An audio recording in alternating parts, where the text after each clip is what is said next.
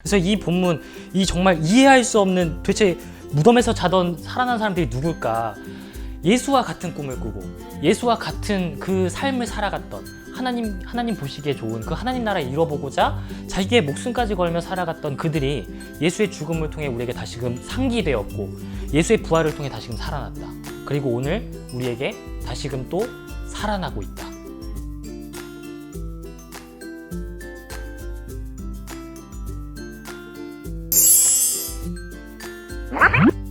성경에 대한 새로운 접근 썰로 풀어보는 성경 메시지 썰교톡입니다. 저는 썰교톡의 MC를 맡고 있는 현실주의자 에스더입니다. 하나님 나라의 꿈으로 사는 이상주의자 홍목입니다. 이도저도 아닌 회색 분자 전목입니다. 네! 기운 내세요! 이제 에너지가 다 에너지들이! 풍부할. 아니, 연세가 있어. 맞아요. 연세가 있어요 이제. 에너지 넘치게 제가 또 좀 더 파이팅해서 해보도록 할게요. 아 근데 주일이 힘들어요. 그렇죠. 사역자들한테 진짜 힘들죠. 맞아요. 이게 사실 사역자들의 사실 남모를 고통이에요. 예. 그 에너지를 진짜 많이 쓰는 것 같아요. 그죠? 그렇죠. 맞아요. 알게 모르게 진짜 에너지 많이 쓰는 것 같아요. 원래 제가 항상 그 주일 사역 끝나면은 스케줄이 정해져 있거든요. 소파에 누워서 딱 이제 끝나자마자 들어가서 소파에 누워서 맞아. 런닝맨 할 누워야지. 때쯤 하는 거 보고 잠들고 딱 그 스케줄이 있는데 오늘 그게 안 돼가지고. 아 저는 다 제 사역할 때 저는 다 나가고 나면 텅 빈 성당에 앉아서 잘 기도했다고요? 기도를 해. 잘 찾겠죠. 청소하다가 잠들고. 이게 가면을 써서 그런가? 교회에서는 우리가 또 가면 써야 돼. 아 그럴 수도 약간 있고. 그 그런- 피곤감이 없지 않죠? 그 피곤함인 것 같아요. 아니, 설교도 그리고 힘들고 사실. 그쵸. 에너지를 제가 어쨌든 이 복음을 내가 어떻게든 전달하겠다는 굉장히 그 에너지 많이 드리는 거죠 어쨌든. 그것도 있고 행동 하나하나가 조심스럽죠. 굉장히 이제, 예. 또 그래요. 감정 노동자로 친다면 또 감정 맞습니다, 노동자가 맞습니다. 그러니까 굉장히 또 심리적으로도 모든 사역자 여러분 힘내십시오. 네, 남일 같지가 않아서 네, 정말로 힘들죠. 하지만 조금 더 새로운 관점을 전달하고자 오늘도 이렇게 모여서 저희가 열심히 마지막 힘을 내보도록 할게요. 네, 자 오늘 말씀은 복음서로 가볼까요? 네. 오늘 또 부활 얘기네요. 살아나야죠. 아, 부활합시다. 부활 얘기인데 이 본문이 되게 좀 잘 안 알려진 본문? 굉장히 애매하고 난해한 본문 중에 하나예요. 이게 마태복음 27장 51에서 54절 이 말씀이 이게 뭔 얘기지 싶을 만큼 거의 설교 때 저 이거 들어본 적 없는 것 같아요. 네, 되게 독특한 본문이거든요.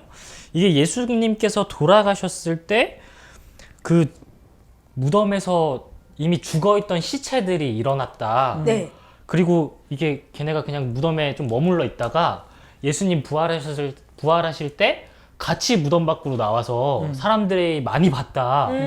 이게 진짜 희한한 본문이에요. 아, 그러니까 이게 사실 굉장히 이 부분을 저도 많이 읽는 부분이긴 해요. 이게 어쨌든 순환 사화가 있기 때문에 쭉 연결돼가지고 많이 읽는데 요 부분만 51절 이하의 요 부분만 사실 눈여겨보진 않았던 것 같아요. 네. 해석하기가 힘드니까 그냥 패스하는 거. 약간의 넘어가는. 그렇죠. 네. 이게 굉장히 난해한 본문이고 이거랑 사실 또 똑같은 게 이제 예수님 그 잡혀가실 때 옷 벌거벗고 막 뛰쳐나갔던 청년 이야기. 그래서 이 난해한 본문을 가지고 이게 뭘 얘기하는 걸까 제가 나름 고민을 한번 해봤는데 네. 이제 이 본문 얘기하기 전에 이게 벌써 작년 일인데 작년 2월 1일에 미얀마에서 군사 쿠데타가 일어났잖아요. 네. 근데 이제 그 군사 쿠데타가 아직까지도 지금 계속 이어지고 있거든요. 네. 그러니까 계속 그 군사 쿠데타를 통해서 막 민중들은 네. 민주화를 다시 요구하고 있고 군부는 계속 또 폭력으로 그걸 아직도, 진압하고 있는 게 해결되지 않았죠. 계속 반복되고 있는 상태고 또 이제 1년 정도 지나니까 또 이제 우크라이나 또 이번에, 전쟁이 일어나고 참 많은 이제 정말 우리나라뿐만 아니라 모든 역사가 거꾸로 가나 싶을 만큼 좀 뭔가 좀 잘못되어져 가는 게 아닌가 싶은 역사들이 자꾸 일어나는 것들을 보는데 근데 저는 저 미얀마 군사 쿠데타를 좀 보면서 우리랑 상관없잖아요, 솔직히. 어디 붙어 있는지 아세요? 잘 몰라요.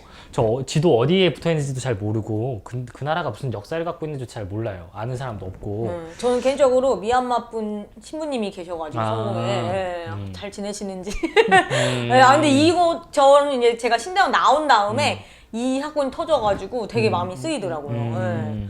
그래도 심지어 이 코로나 때문에 사실 이런 문제들이 더 국제사회에 잘 알려지지 못하는 되게 안타까운 맞아요. 일들도 계속 생기는데, 근데 여튼간 그래도 저들의, 우리랑 상관없는 사실 네. 저들의 죽음인데, 저들의 죽음을 보다 보면 자꾸 누군가의 죽음이 떠오르더라고요, 저는. 근데 그게 다른 게 아니라 사실 저들의 역사인데 우리의 역사 중에 비슷한 일들이 있었잖아요. 있었죠. 예, 특히나 뭐 광주 민주화 사건 같은 경우에 저들의 죽음과 정말 비슷하죠. 그래서 정말 그 시위를 진압하고 있는, 민중을 탄압하고 있는 그 군인들의 모습이랑 너무 똑같아. 진짜 똑같아요. 사진 찍은 거 봤는데 이 봉으로 이렇게 네. 내리치는 그 묶어놓고 장면들이 뭐 이런 것도 정말 똑같은 거예요. 그래서 저들의 죽음을 보면서 자꾸 우리의 역사가 떠오르게 되더라고요. 근데 이제 오늘 이 본문 내용이 예수님께서 돌아가시는 장면이잖아요. 근데 예수께서 이제 이 십자가에서 죽임당할 때 이 성소의 휘장이 찢어지고 지진이 일어났다라고 이제 성경이 기록하고 있어요. 그리고 막 바위가 터져서 무덤들이 열려서 자고 있던 성도의 몸이 많이 일어났다라고 지금 성경이 기록하고 있거든요. 그러니까 이게 휘장 찢어지고 지진 일어나고 바위 터지고는 많이 말해요. 그쵸? 네. 근데 요 뒤에 무덤들이 열려 자던 성도의 몸이 일어났다는. 공동번역에는 옛 성인들이 다시 살아났다. 옛 성인들이. 네. 그쵸. 그러니까 이 자던 성도들의 몸이 많이 일어났다. 네. 이게 도대체 뭔 얘기야? 갑자기 좀비들이 막 무덤에서 터져 나온 거 아니에요? 그러게 그걸 생각 근데 못했던 것 같네. 되게 희한한 게, 아니 몸이 일어났으면, 지금 살아났으면 무덤 밖으로 지금 그 바위가 터져서 열린 거면 바로 뭐 자기가 살던 대로 돌아가든가 사람들 앞에 나타나면 되는데, 그러질 않고 그 무덤에 머물러 있다가 예수께서 부활하신 다음에서야 이 사람들이 나와서 사람들에게 보여졌다라고 지금 성경이 기록하고 있는 거예요. 그렇죠. 굳이 그 무덤에 머물러 있었다가 도대체 이게 뭘 얘기하고 싶은 걸까 생각했을 때, 이 무덤에서 일어난 사람들, 그리고 이제 예수의 부활 이후에 사람들 앞에 나타난 이들이 누구인가를 이 원어 본문으로 한번 보면, 이 마태가 이제 이 사람들을 성도라고 기록하고 있잖아요. 아까 성인이라고 했는데 이 성도란 말의 의미를 잘 생각해 보면, 우리가 성도 하면은 교회 교인을 떠올리잖아요. 근데 이때 성도면은 교회 교인은 아니에요. 그렇죠. 교회가 아직 존재하지 않았으니까. 그렇죠. 그럼 뭘 성도라고 얘기한 걸까? 구약 성경에서 말하는 의로운 사람들이에요. 그러니까 성인이 맞는 거예요. 그러니까 맞아. 성도보다는 성인이라는 번역이 훨씬 더 잘 맞는 또 거예요. 옛까지 붙였어요. 그쵸? 진짜. 그러니까 이게 구약 성경이 말하는 하나님의 뜻을 펼치려고 의롭게 산 사람들인 거예요.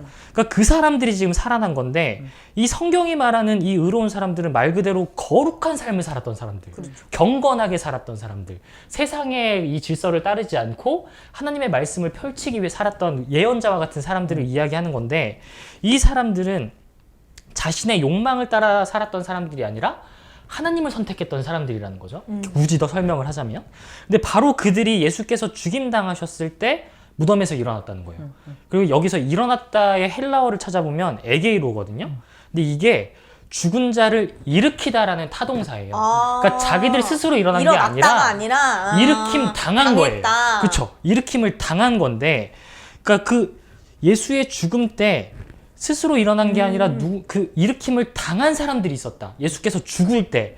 그러니까 이게 도대체 뭘 얘기하는 걸까를 곰곰이 생각해 보니까, 이 죽었던 자들을 불러일으키는 사건이 예수의 죽음이었다 라는 게 떠올랐던 거고, 제가 아까 굳이 미얀마 얘기를 했던 게, 우리가 저들의 죽음을 보면서 우리가 잊어버릴 뻔했던 옛 누군가의 죽음을 다시 떠올리게 됐잖아요. 기억하게 되는. 그 순간 그 사람들은 우리의 기억 속에서 살아나게 된 거거든요. 네. 저는 이 본문이 예수의 죽음을 목격하고 있었던 사람들이 그 의로운 예수의 죽음, 예전에 그렇게 살았던 비슷한 사람들과 똑같이 의롭게 살다가 죽임당하는 예수의 죽음을 보면서 옛날에 우리가 잊어버렸던, 까먹고 있었던 그 성인들. 의롭게 살다가 죽었던 사람들이 떠오른 게 아닐까. 그래서 그 사람들이, 저 땅에 묻혀 있었던 사람들이 이 사람들의 이 기억 때문에 지금 일어나게 된 거죠. 그러니까 죽음에서 불러일으키게 된 거죠. 그래서 그 사람들의 죽음을 기억하게 된 거고, 근데 이 사람들이 또 무덤에 머물러 있었다가 예수가 부활한 이후에 나왔다는 거잖아요. 그건 또 뭘 얘기하는 걸까?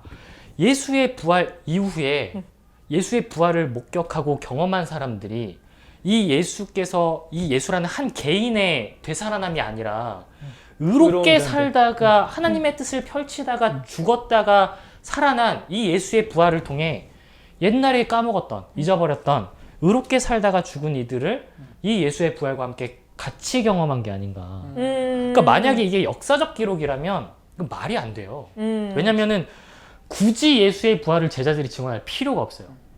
이때 이 사람들 살아났으면. 뭐하러 그렇죠. 그래요? 이 사람들이 그냥 증거하면 되는 거예요. 야, 나 예수 부활 때 살아났다. 이게 그냥 문자로 이말 한마디면 보면 끝나는 약간 건데. 좀비처럼 막 그쵸, 보여지고 좀비죠. 보이는데 그런 의미가 아니라 근데 이 사람들이 아. 이 이후에 등장하지 않거든요. 네. 왜냐면 예수의 부활로서 이 사람들의 부활은 끝난 거예요. 아. 완성되었기 때문에 굳이 그 뒤에 굳이 표현될 필요가 없었던 거예요.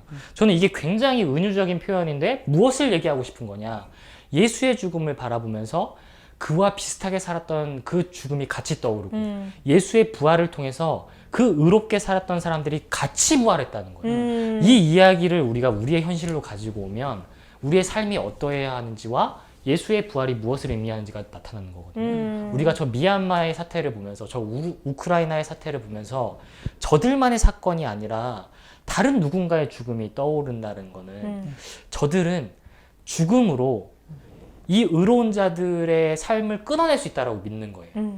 그래서 죽이는 거잖아요. 얘만 죽이면 끝나겠지. 얘만 죽이면 더 이상 일을 안 하겠지. 라고 생각하면서 계속 죽이는데 우리는 이 성경은 저들의 죽음을 보면서 오히려 우리를 연결시켜 주는 거예요. 저 죽었던 자들과 우리를 연결시켜주고 예수의 부활을 통해서 다시금 또 우리를 연결시켜주고 그러니까 저들은 죽임으로 끝내려 하지만 예수의 죽음과 예수의 부활은 계속해서 우리를 그 의로운 자들과 연결시켜준다. 그리고 우리의 삶도 결국에는 미래에 있을 누군가에게 연결되어지게끔 우리의 죽음과 그 부활이 이어지게끔 되어진다는 걸 얘기하고자 오늘 이 본문이 있는 게 아닐까. 그러니까 우리가 주일 예배하면 보통 이제 예수의 부활, 그러니까 예수님의 죽음과 부활을 기억하는 거잖아요. 기억함으로써 사실은 우리가 지금 예수님이랑 함께 있고 그게 계속해서 예수의 그 시대 정신이 이어지고 그쵸. 있는 거잖아요. 그거랑 같은 맥락으로 그렇죠. 이해를 하면 된다. 그래서 예수의 죽음과 이 부활을 통해 일어난 이 사람들, 네. 다시 살아난 이 사람들은 그들이 못다 이뤘던 그 꿈이 예수의 죽음과 부활을 통해서 다시금 살아난 거죠. 다시 그 못다 이룬 꿈이 우리의 꿈으로 연결되어지게끔 그 연결 지점으로서 계속 존재하고 있는 이들이 있다라는 거죠.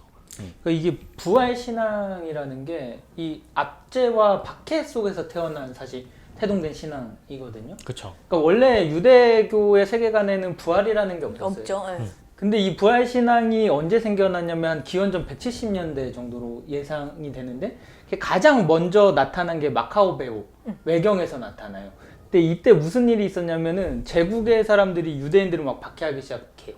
막 이 사람들 성전에서 죽이고 막 놀리고 뭐 죽이고 박해하고 조롱하고. 막 조롱하고 막 이런단 말이에요. 근데 원래 유대인들의 세계관에서는 그냥 의인은 하나님의 복을 받고 죄인은 벌을 받는다. 이게 끝이었어요. 뭐 부활 이런 게 없었어요. 근데 이런 현실에서 이 전통적 신앙관이 작동을 안 하는 거예요. 이게 너무 그냥 조롱받고 막 이런 거예요. 근데 저는 이 사람들이 그러면은 이 신앙을 그냥 포기했냐, 하나님 없는 분이다라고 포기했냐, 그게 아니라 이 사람들이 그 자리에서 부활 신앙이라는 걸 만들어내요. 저는 이게 만들어졌다라고 표현하고 싶거든요. 그러니까 하나님에 대한 그 신뢰를 저버리지 않은 거예요. 그 박해의 상황 속에서. 그리고 나서 그들이 만들어낸 게 바로 부활 신앙. 의로운 자는 지금 너희들이 조롱하고 막 죽이고 하지만 의로운 자는 언젠가 다시 살아난다. 살아날 희망인 거다. 거죠. 그러니까 예, 마지막 우리의 희망. 그게 저는 부활 신앙이라고 보는데. 그 제가 이렇게 해석하는 게 성경을 좀 역사적 사건으로 이해하시는 분들에게 굉장히 불편할 수도 있어요. 그런데 성경의 부활 이해를 또 이 마태복음에서 얘기하진 않지만 다른 본문을 보면 그 엘리야 이야기나 그 세례 요한 이야기를 할 때 그 예수께서 제자들한테 물어보잖아요. 사람들이 날 누구라 하느냐. 네. 그랬을 때 엘리야가 다시 살아 돌아왔다. 네. 라는 증언이 나오고요. 그리고 세례 요한이 그 죽임당하고 나서 헤롯한테 죽임당하고 나서 예수께서 등장했을 때 이 왕이 뭐라 그러냐면 세례 요한이 다시 살아났다고. 맞아요, 그러니까 맞아요. 이 성경이 말하고 있는 부활 이해가 단순히 그냥 누군가 한 개인이 살아난 그 차원을 얘기하는 게 아니라 그들이 꿈꿨던 못다 이룬 그 꿈이 누군가를 통해서 이어지면 그가 살아났다라고 표현해요. 맞아요. 그가 다시 돌아왔다고. 우리 농민운동 이런 거 아주 옛날 동학농민운동 이런 거 할 때도 그 전봉준이 나중에 그 사람이 죽고 난 다음에도 그 이후에 계속 그런 농민운동이 일어날 때마다 그가 살아왔다 살아났다. 이런 얘기를 되게 많이 써요. 맞아요. 그러니까 우리 종교개혁 안에서도 그 루터가 했던 종교개혁을 보면서 야스퍼스인가요? 그 사람이 다시 부활했다라고 얘기할 정도로 우리 굉장히 그냥 그 많이 써요. 텀이, 그냥, 네, 예. 텀이 굉장히 비슷했고 말하는 것도 거의 네. 비슷해가지고 그런 식으로 부활을 많이 표현한단 말이죠. 그래서 이 본문 이 정말 이해할 수 없는 도대체 무덤에서 자던 살아난 사람들이 누굴까? 예수와 같은 꿈을 꾸고 예수와 같은 그 삶을 살아갔던 하나님 보시기에 좋은 그 하나님 나라에 이뤄보고자 자기의 목숨까지 걸며 살아갔던 그들이 예수의 죽음을 통해 우리에게 다시금 상기되었고 예수의 부활을 통해 다시금 살아났다. 그리고 오늘 우리에게 다시금 또 살아나고 있다. 예. 이 부활이 갖는 의미는 사실 고난 속에서 나올 때 진짜 더 나오게 되는 것 같아요. 부활의 의미가 그게 그렇죠. 의로운 자들의 고난. 네. 아, 그렇죠, 그렇죠. 아, 그냥 고난이 아니라, 예, 그죠. 그게 한 십자가 사건도 너무나 정치적인 사건이고, 너무나 폭력의 사건이었잖아요. 그 속에서의 예수가 죽고 그의 부활이 지금 이 시대까지 이어져 오는, 이 시대 정신이 이어져 오는 것처럼, 사실 우리 역사적으로 뭐, 아까 뭐 미얀마도 얘기했고, 뭐, 5.18도 얘기했고, 뭐, 저희도, 또 저희가 그런 역사가 있잖아요. 일제, 예, 식민 그런 지배를 당한 역사도 있기 때문에 사실은 그런 독립운동했던 사람들도 자기 때에는 이루어지지 않을 거라는 걸 알았대요. 하지만, 그럼에도 불구하고 나 이후에라도 이 시대 정신이 이어지기를 바라는 마음에서 목숨을 바친 거죠, 사실. 네, 우리가 역사적으로 볼 때, 물론 아까 말씀하신 것처럼 역사적으로 뭐 고증을 하거나 이런 내용이 아니기 때문에 오히려 더 이렇게 우리가 부활을 이해하는 게 역사적으로 보시는 분들이 불편하실 수는 있지만, 그래도 또 이렇게 우리가 역사적으로 이 시대적으로 이렇게 봤을 때 정말 이들의 부활 사상이 왜 나왔을까를 돌이켜 보자면 오늘의 해석이 이렇게 얼토당토하는 얘기는 아니지 않을까. 그 부활 신앙을 하면은 그냥 우리가 죽음 이후에서 뭐 천국에서 다시 살아난다 뭐 이런 식으로 해석이 되잖아요. 그렇죠, 그렇죠. 예. 근데 이게 부활 신앙은 사실 그 삶의 현장에서 만들어졌다고 했잖아요. 그러니까 나는 죽어도 다시 살아날 거니까 하나님의 의의 길을 끝까지 따를 거야. 그렇죠. 그렇죠. 그게 가능해지는 거죠. 그러니까 인간이 가장 두려운 게 사실 죽음이잖아요. 네. 어떻게 극복할 수 없는. 근데 그 제국이나 권력은 그걸 미끼로 삼아서 그쵸, 우리를 변하게 만들어요. 네. 우리가 그 순종하게 만든단 말이에요. 근데 부활신앙은 그때 그것에서 맞서 싸우는 하나의 원동력이 된 거예요. 너네 죽음 가지고 우리한테 지금 위협하지? 아니야, 우리 다시 살 거야. 그쵸. 내 너희들이- 몸은 죽어도 부활할 거야. 우리 정신은. 너희들이 아무리 짓밟고 죽여봐라. 나는 다시 살아날 거다. 아, 저는 그게 정신만이 아니라 진짜 그 믿음이었을 것 그쵸. 같아요. 나 네, 다시 살아날 거야. 죽여봐. 이런 그러니까 거. 아까 종교개혁 잠깐 얘기했지만 그렇게 죽이고 그렇게 탄압해도 결국 루터를 통해서 이 종교개혁이라는 이 정신이 살아난 거잖아요. 이루어졌고. 그러니까 우리의 부활신앙이라는 게 우리가 부활이라는 게 어떤 믿음의 대상으로만 보지 말고 이 부활은 우리의 삶이 되어야 된다. 부활은 살아내는 게 되어야 된다라는 걸 얘기하는 본문이 아닐까 싶은 거죠. 아, 요즘 우크라이나 사태가 있어서 더 이게 의미가 있는 것 같아요. 시대적으로도, 네, 상황적으로도.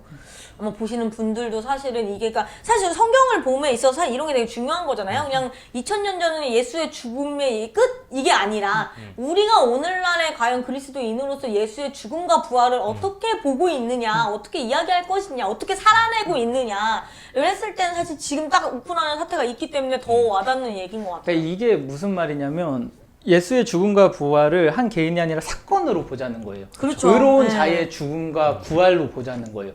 그래서 이게 바로 민중신학이 말하는 부활 개념하고 굉장히 맞닿아지거든요.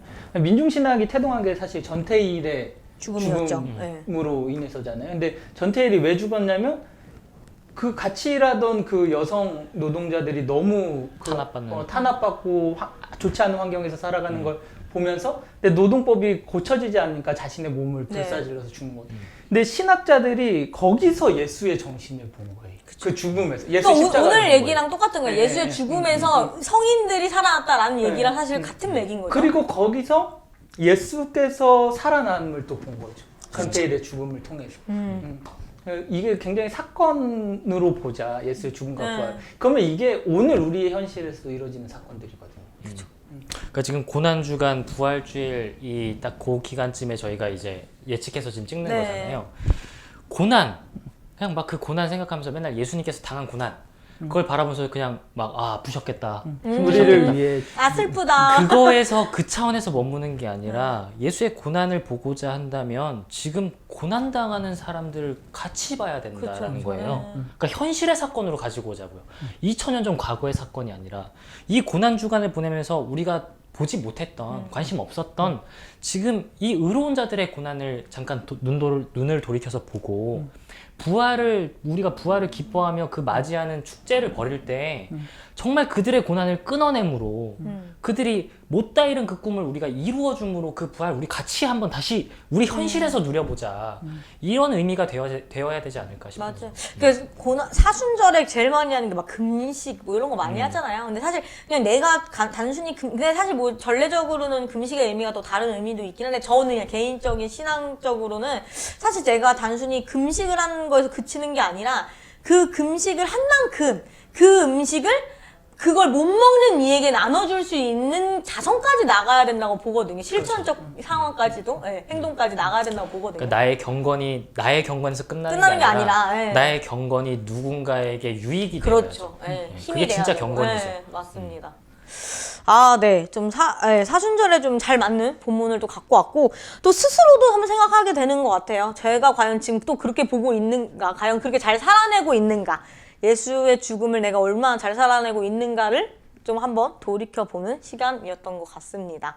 네, 여러분들의 사순절은 어떻게 보내고 계신가요? 네, 다양한 의견들, 그리고 뭐, 아무 생각이나 좋고요. 정말 또 저는 그런 것도 남겨주실 수 있는 분 있으면 좋겠다는 생각이 드는 게 저희가 지금 이렇게 여러 가지 예를 얘긴 하지만 저희도 놓치는 부분이 굉장히 많거든요. 그래서 정말로 예수의 죽음을 통해서 바라봐야 될 지금 현 시대의 고난을 받고 있는 의로운 자들이 있다면 아시는 거 뭐 다 좋으니까요. 적어주시면 저희도 보고 다시 한번 되새김하도록 하겠습니다. 네, 오늘도 시청해 주셔서 너무 감사드립니다. 네, 조댓구알 부탁드리고요. 오늘은 여기까지 하도록 하겠습니다.